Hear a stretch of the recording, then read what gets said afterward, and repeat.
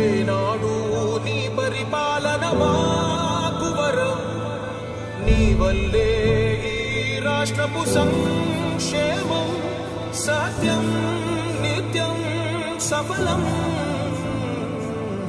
జనగణ మంగళ గాయకుడా, ఘనమగు చరితల నాయకుడా, పలుతరములు మము పరిపాలించర స్వామికుడా.